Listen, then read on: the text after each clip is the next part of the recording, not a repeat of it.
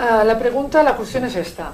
¿Se violan en España los derechos de las personas que padecen un diagnóstico psiquiátrico? Sí, sí, y no es una opinión personal, sino que es una opinión también de los organismos internacionales, la OCDE y los observatorios de derechos humanos. El paciente psiquiátrico no tiene una categoría especial de ser humano, sigue siendo un ser humano y es sujeto de derechos y de obligaciones como cualquier otro ciudadano. Sin embargo, por esa especial tutela o ese especial paternalismo de los jueces y de los psiquiatras, parece que no conviene o que no es prudente permitir que el enfermo mental esté asistido en el tratamiento, esté asistido en el internamiento, se le asigne un abogado de oficio cuando es internado obligatoriamente. Entonces, de alguna manera se les desprotege completamente. Quizás se les desprotege, por lo que dices, incluso más que a un delincuente que se le meta en la cárcel. Sí, sí, por supuesto. Más. A un delincuente, cuando se le detiene, cuando a un delincuente se le ponen las esposas, el policía sabe que tiene 3 horas para que el abogado de oficio aparezca en comisaría. Normalmente los policías son buena gente e intentan que el abogado de oficio aparezca en un intervalo de tiempo inferior a 3 horas para que los derechos constitucionales a la tutela judicial efectiva y al derecho de defensa del detenido sean respetados. Sin embargo, estamos viendo de continuo, a diario, gente que es sacada de su domicilio en una ambulancia o en un coche policial para llevarlo a un psiquiátrico y nunca se le nombra un abogado de oficio. La legislación internacional y el Tribunal Constitucional lo tienen muy claro. El internamiento psiquiátrico involuntario es asimilable en todo a una detención policial. Y sin embargo no se les está dando la cobertura jurídica que es obligatoria. ¿Cómo más se infringen los derechos de estas personas? Pues para empezar, a nivel médico hay una cosa que está clara y es un poco al hilo de lo que decía antes, ¿no? El psiquiatra ha perdido un poco el norte, ha dejado de atender al paciente para atender a la sociedad, ha dejado de hacer un papel de médico para hacer un papel de policía. Y eso es algo completamente incompatible. Es incompatible porque el psiquiatra como médico se debe al paciente y sobre todo se debe al respeto a la voluntad del paciente. El tratamiento siempre tiene que ser consentido, tanto si es para limpiar un uñero, una apendicitis, un dolor de cabeza, una hipertensión o una depresión o una esquizofrenia. El paciente debe consentir, siempre. Si no, no existe medicina. La medicina parte con el juramento hipocrático. Y así lo dice la ley. Sí, sí, no, y el juramento hipocrático. De todos los médicos. Sí. Y tienen que estar, tienen que ganarse el consentimiento del paciente. Y se gana el consentimiento a través de la información. No obstante, el psiquiatra parece que siempre regaña de dar información porque cree que el enfermo no lo va a entender o no está suficientemente preparado y entonces no le da la información y nunca recaba el consentimiento informado. Y eso es algo que es una irregularidad muy grave. Y que por lo que veo es bastante asiduo, ocurre asiduamente. Es mayoritario. Mayoritario. El tratamiento psiquiátrico hoy en día mayoritariamente, por lo menos es la percepción que yo tengo y no soy el único, está hecho sin el consentimiento del paciente. Cuando el paciente no es capaz de decidir, evidentemente hay otros mecanismos, tanto sanitarios como jurídicos, para recabar el consentimiento, y son los familiares. Lo que la ley jamás ha previsto, ni prevé, ni puede prever, es que el consentimiento informado lo dé el propio médico que está dando el tratamiento, que es lo que hoy en día ocurre. Como el paciente necesita un tratamiento y yo soy su psiquiatra, yo soy el que decide que este es el tratamiento adecuado y yo se lo pongo. Esa no es una función del psiquiatra, la ley nunca lo ha previsto ni lo puede prever así. Esa función la tiene que tomar un familiar o un conocido del paciente. En caso de que el paciente no se sienta pueda, capacitado por o no ejemplo, pueda. Una persona que está inconsciente claro. y tiene una hemorragia, un accidente de tráfico y necesita una transfusión o necesita una operación, a los familiares. se pregunta o al vecino o al compañero o al que esté ahí, alguien que está ahí. Sí. Nunca toma la decisión el propio médico, salvo que no quede más remedio y esté en juego la vida. En el caso de la psiquiatría no solo no está nunca o casi nunca en juego la vida del paciente, sino que siempre es posible localizar a un familiar, a un conocido o los servicios sociales o un juez. O sea, no es una cuestión de vida o muerte, siempre hay tiempo, por lo menos unas horas para hablar con alguien. Y no se hace. No. ¿Y por qué? Bueno, me imagino que sus razones tendrán. Yo la única que encuentro es que es más cómodo. Es más cómodo imponer un tratamiento bajo el propio criterio del profesional que recabar el consentimiento, explicar los efectos secundarios, aguantar las preguntas del familiar, porque evidentemente si el psiquiatra o el médico que sea le explica a un familiar los efectos secundarios de muchos medicamentos, obtendría inmediatamente muchos reproches oiga, pues yo no estoy de acuerdo con arriesgar tanto la vida de mi padre o de mi madre o de mi hijo, ¿no? Entonces tendría que hacer un trabajo doble o triple de explicar no solo el medicamento y la enfermedad, sino también los efectos secundarios, convencer de que tampoco es para tanto o que no son tan habituales, e incluso darle un documento escrito para que lo firme, y todo eso es trabajo, y parece ser, bueno, a mí no se me ocurre otro motivo para no hacerlo que la comodidad. Y supongo que luego las familias no deben de denunciar o de recurrir cuando han habido problemas con esto, ¿no? Porque hace falta pues, medios y ganas para luego ir contra la institución o contra el psiquiatra, ¿no? Imagino, sí. Entonces es un poco como que tienen manga ancha. Cuanto menos documentación hay, cuantas menos cosas hay firmadas o cuanto menos información se da a las personas afectadas, más difícil es que alguno lo denuncien, ¿no? Yo callo, no cuento nada, y luego si me denuncian ya contaré yo la versión que yo quiera, ¿no? Sin embargo, si yo hago un documento de consentimiento informado en el que reflejo la información sobre el medicamento, los efectos secundarios y tal, y queda escrito y firmado, de alguna manera yo me quedo comprometido, ¿no? Claro. Y por eso es una forma también de salvarse, ¿no? Y de guardarse las espaldas. ¿Algún otro tipo de abusos que haya también? Bueno, luego está el internamiento. El Tribunal Constitucional siempre ha pasado un poco de puntillas sobre los procedimientos de internamiento involuntario, tanto en situaciones de urgencia como en situaciones no urgentes, y nunca ha querido resolver el fondo del asunto. Pero lo que es cierto es que el Tribunal Constitucional marca unas pautas muy claras. Hay por lo menos unas 10 sentencias del Tribunal Constitucional que dejan muy claros cuáles son los límites de los internamientos involuntarios.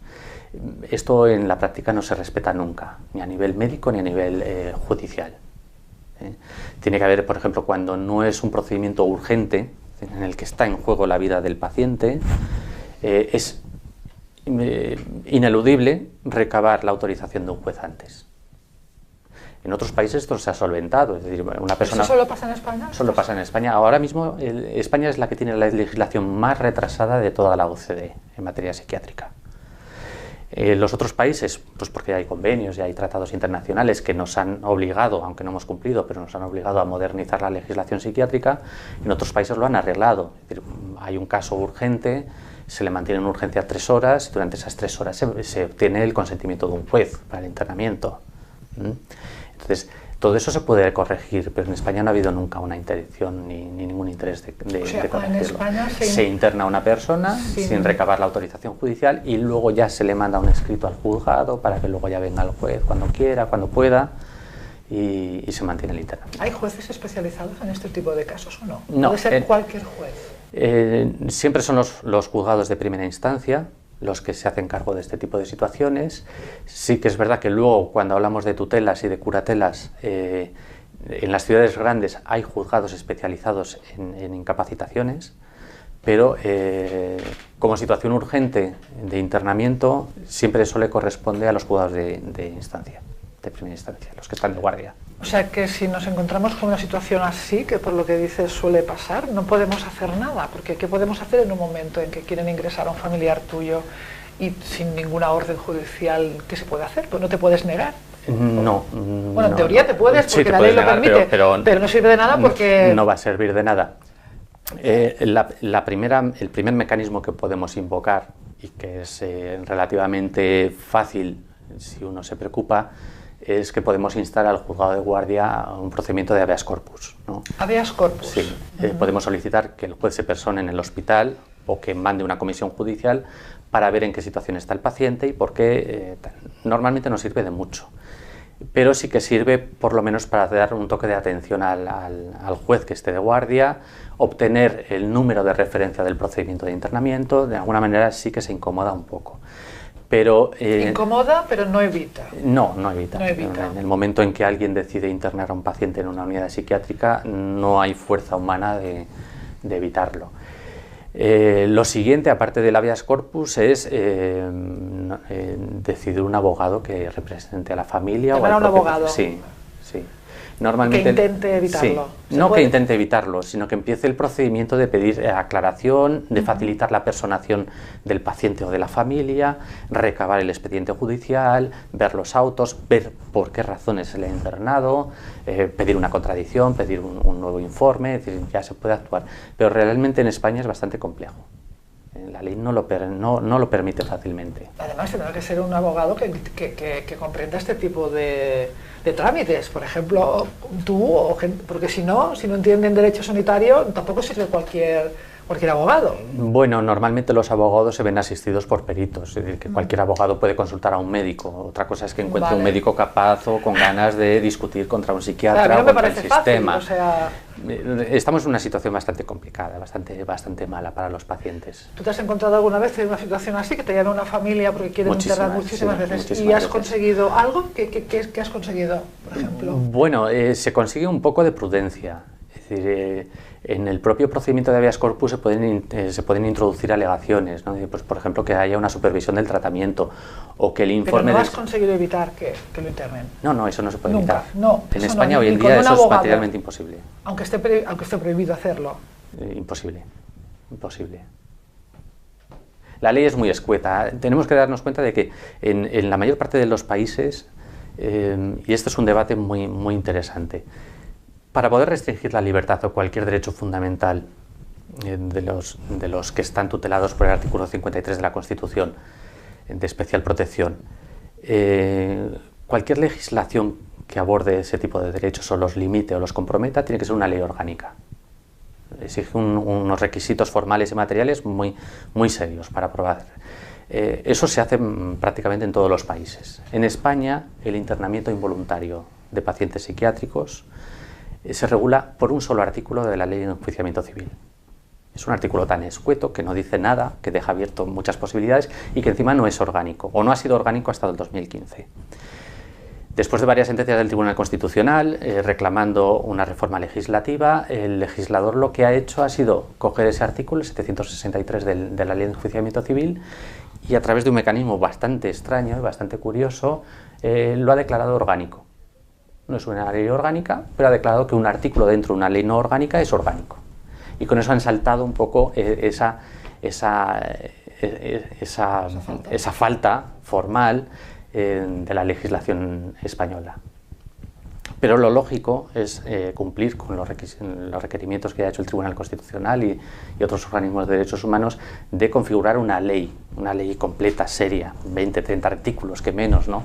Que especifiquen realmente los límites, los derechos, los procedimientos en los que tiene que basarse. ¿Está en proyecto esta ley? No. Ni siquiera está en proyecto. No. Este es un debate que existe en España desde el año 76. Desde el año 76 existe este debate jurídico. De la ley de vagos y maleantes pasamos al artículo 211 del Código Civil, que la mayor parte de la doctrina entiende que es inconstitucional desde el principio. Entonces hay un debate jurídico, se consigue que se declare inconstitucional, pero se transforma en el 763 de la Ley de Enjuiciamiento Civil, que también toda la doctrina mayoritaria entiende que también es inconstitucional, y entonces sigue peleando, ¿no? Se declara inconstitucional, estamos así desde el año 76. It's time for truth. It's time for truth. It's time for truth. It's time for truth.